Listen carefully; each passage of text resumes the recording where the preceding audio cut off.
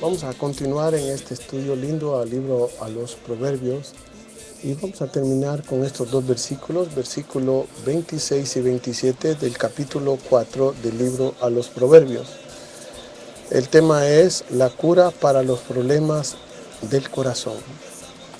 ¿Cuántos problemas tiene el corazón, verdad? Dice la palabra: examina la senda de tus pies y todos tus caminos sean rectos. No te desvíes a la derecha ni a la izquierda, aparta tu pie del mal. Puedes pensar, no hay personas rectas ahora. Toda la gente tiene cosas malas. Sí hay personas que tenemos temor a Dios y queremos hacer lo correcto, lo recto delante de Dios. Tratar de agradar a Dios, aunque sea duro, pero lo podemos lograr, porque Dios viene por una iglesia recta, una iglesia justa, una iglesia pura, hombres y mujeres que se han destacado en esa libertad con que el Señor les ha hecho libres. Entonces, vamos a ver allí en esos versículos que habla de la boca, que habla de los ojos, que habla de los pies, que es un símbolo asociado a la comunicación y a la atención y conducta de los hombres. O sea, habla de cosas que se comunica a uno. Entonces, si nosotros no tenemos una conducta controlada, si nosotros tenemos una mala conducta, hermano, nos va a traer muchos problemas. Examine en primer lugar sus pies, dice la Biblia, que examinemos los pies. Hay que fijar los pies donde nosotros lo ponemos y donde nosotros vamos con nuestros pies. Es muy lamentable que hay gente que sus pies corren hacia el mal, corren aquellas cosas fáciles, aquellas cosas que son perversas, aquellas cosas que no son lucrativas, sino dañinas al corazón, a la sociedad y a la persona. Mucha gente que ha ocupado sus pies, hermano, para hacer daño a mucha gente. O mucha gente simplemente, hermano, no los quiere encaminar a la iglesia, a la casa de Dios, pero sí los lleva a bailar, sí los lleva a muchas cosas que no le traen provecho, que no le traen comunicación con el Señor. Entonces debemos de encaminar ese medio de comunicación que son los pies a nuestro Dios. Debemos de fijarnos en nuestro ser, que debe de haber un control dentro de nuestros pies, de dónde caminamos y qué hacemos con ellos. Entonces, si nosotros examinamos cuidadosamente, bueno, ¿a dónde voy yo? ¿A dónde voy yo? Porque hay cosas fáciles para poder ir, decía yo, pero se nos hace duro o los pies se nos hace muy pesados, muy adoloridos en ir a la iglesia. Date cuenta que las cosas eternas se nos hacen imposibles para ir a caminar. Hay gente en muchos países, quizás eres tú uno de ellos, que camina grandes kilómetros para poder ir a la casa del Señor. Pueden caminar grandes lugares para poder llegar bajo la lluvia, bajo el sol, bajo ¿qué le diré? Muchas cosas, ¿verdad? Para poder ir hasta la casa de Dios. Pero aquí en América hay una bendición linda que, hermano, la mayoría de personas puede tener un medio de transporte, un carro, un carrito pequeño, un carrito grande, para poder ir a la casa del Señor, pero muchas veces se acostumbran a ello.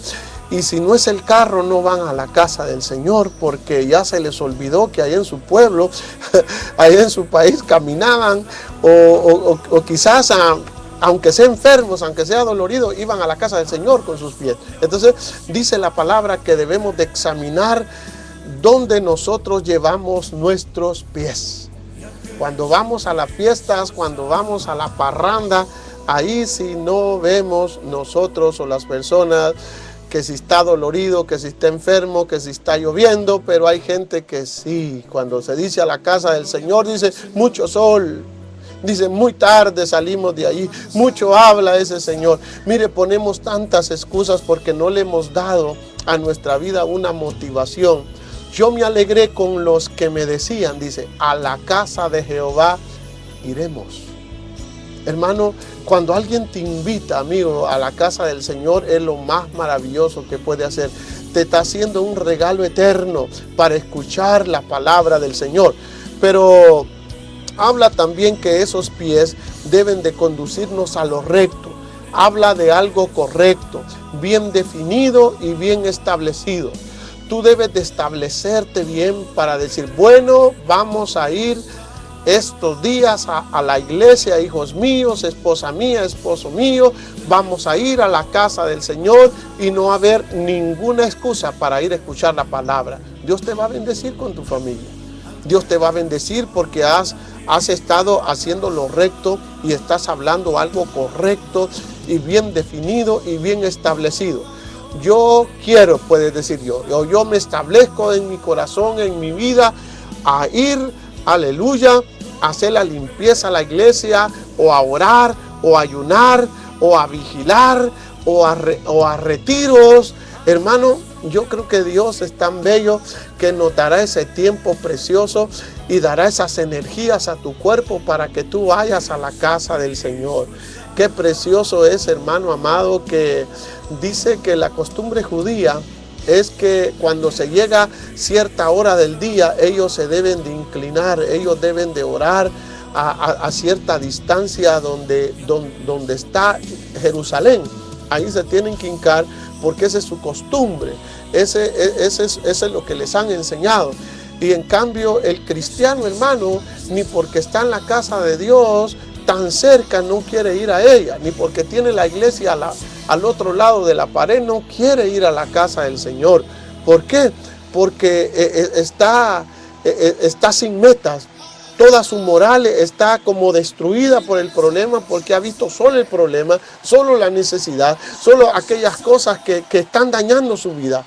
En el nombre del Señor, déjame decirte que te levantes en el poder de la palabra, para que te levantes de ahí, glorifiques al Señor con todo tu corazón, con toda tu alma y con toda tu mente y con todo tu ser, dice la Biblia.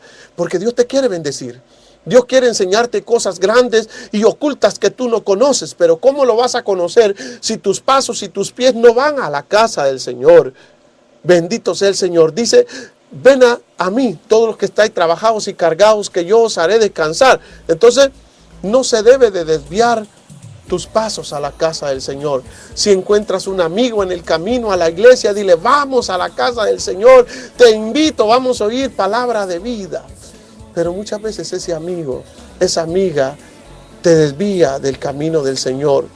Y el desviar no solamente es encaminar tus pasos a la casa del Señor, sino el desviar puede ser también alejarte de aquellas cosas que te eran pasión a ti, de aquellas cosas que te eran para ti grandes en tu ser. Bendito sea el Señor, porque Dios te ha dado la oportunidad de amarle ahora. Te ha dado la oportunidad de quizás cantar en el coro, de tocar un instrumento, de poder controlar algo dentro de la iglesia, las luces quizás en tu iglesia, la cámara o yo no sé, o predicar o evangelizar, tener un grupo de muchachos, de jovencitas, de mujeres, de hombres, para poder llevarlos a evangelizar, para ayunar o tantas cosas para pintar la iglesia. Qué bello es que ya no nos desviamos como antes. Ya nuestra vida es diferente. Ya mis hijos, ya mi ser querido, mi esposo, mi esposa, nos vamos a la casa del Señor. Se llega la hora del servicio y nosotros ya vamos en camino. Mi esposo viene, come algo, se baña ligero y nos vamos a la casa del Señor. Qué lindo es poder tener, hermanos y hermanas, esa motivación de nuestra vida. Que siempre lo que nos motive a nosotros no sean las novelas, no sean las películas, no sean cosas en la televisión, de tal programa, de tal partido de fútbol, de tal equipo de fútbol. No, lo que nos motiva a nosotros, que siempre sean las cosas del Señor. Que no nos desviemos ni a diestra ni a siniestra, sino siempre sigamos al blanco que es Jesucristo. Y también podemos nosotros mejorar en nuestra conducta. Aquellas cosas morales que nos hacían daño, aquellas cosas que por las cuales nosotros pensábamos mucho y nos venía tanto a la memoria, tanto al recuerdo, que muchas veces llorábamos. Quizás podías decir, ¿por qué no me casé con aquella mujer? ¿Por qué con la que tengo ahora me hace sentir mal? No me ama, no me quiere y tantas cosas. Que no sea eso, sino que a ese ser querido que está a la par tuya sea motivado. Quizás necesite un poquito de aceite de la oración en el espíritu para que esa mujer, para que ese hombre se motive, para que siempre encuentres en él ese apoyo como esposa, ese apoyo como esposo. Bendito sea el Señor, porque cuando nosotros llamamos la atención en mejorar nuestra conducta, en nuestra moral, cuando nosotros mejoramos, todo cambia en la vida. ¿No te has dado cuenta por qué hay mucha gente que te mira de medio lado? ¿No te has puesto a pensar por qué te dicen algo a espaldas tuyas? Porque quizás tú no te has dado cuenta que tu conducta es una conducta que no está correcta, que aún tu mamá por amor quizás no te dice, o quizás te lo dice y tú no le escuchas. Tú no le has sabido escuchar a tu papá, ni a tu mamá, ni al ser amado, sino que tú te fijas, lo que yo soy, así soy, y a mí nadie me va a cambiar. Pero dice la Biblia que no te desvíes ni a la derecha ni a la izquierda, aparta tu pie del mal, porque del corazón mana la vida. Es algo lindo poder que nosotros no seamos unas personas conformistas, sino tener principios morales, sino tener principios que nos indiquen a nosotros que somos hijos de Dios. En los tiempos de las reformas de Martín Lutero, dice la Biblia, o dice la historia de la iglesia, perdón, que este hombre se fijó esas metas y tenía esos principios de sacar la palabra del Señor que estaba no en los corazones de los hombres, sino en el libro que tenía la Iglesia Universal, y era prohibido solamente para ciertas personas leer la Biblia. La Biblia en la época de las reformas no se miraba como ahora, no había tanta Biblia como ahora, hermano, que hasta le han quitado, hasta le han añadido a la palabra del Señor. Pero dice que Martín Lutero, dice la historia, que se trazó eso en su vida. Su moral se sintió afectada cuando miró que no estaba haciendo lo correcto delante de Dios. Y dice la historia que él se trazó todos los días, constantemente. Dice la historia que él se escribía textos de la Biblia en su cuerpo, en sus brazos, y cuando salía con esa sotana, dice que cuando llegaba a su cuarto, él sacaba allí y miraba, y encontró un versículo que decía: el justo por la fe vivirá. Y así es como vino la reforma de Martín Lutero. No es que seamos luteranos, pero hermano, es maravilloso cuando uno se traza esos principios para poder hacer algo en esta vida. Yo quiero dejarte con este corto pensamiento. ¿Qué estás haciendo tú en esta época que el Señor te ha levantado? ¿Qué está haciendo para tu comunidad? ¿Qué está haciendo para los compañeros de trabajo, de la escuela, para tu familia? ¿Todos son cristianos o son inconversos? ¿Cómo te comportas tú delante de ellos? ¿Cómo vives? ¿Cuáles son tus pensamientos? ¿Cuál es tu moral? ¿Le amas a Dios con todo tu corazón? Pero el Señor es grande y maravilloso. Yo quiero orar por ti en esta tarde antes de retirarme de aquí. Yo quiero pedirle a Dios por tu vida, por tu alma, por tu ser. Permítenos, Padre que estás en los cielos. Te damos toda gloria, toda honra y toda alabanza. Y te damos gracias, Señor, por la oportunidad bella que nos has permitido de poder llegar en esta hora, bendito Jesús, al corazón, al alma, a los sentimientos, a la moral de la gente, Señor. Llega con tu palabra, Señor.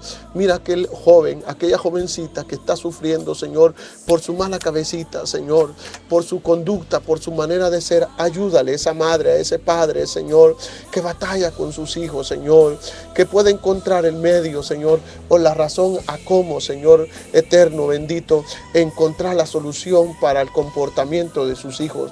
Ayúdale, dale sabiduría, Señor, que esos sentimientos, que esa conducta, que esas emociones sean rendidas a ti, mi Dios querido, para que tu amor y tu gracia sea con ellos, Señor. En el nombre de Cristo Jesús, tu amado Hijo Jesucristo, Padre, y tu Santo Espíritu pueda, Señor, llegar. Te lo pido, Maestro, en el nombre de Jesús. Que Dios te bendiga y te guarde. Te miro muy pronto, porque el Señor ya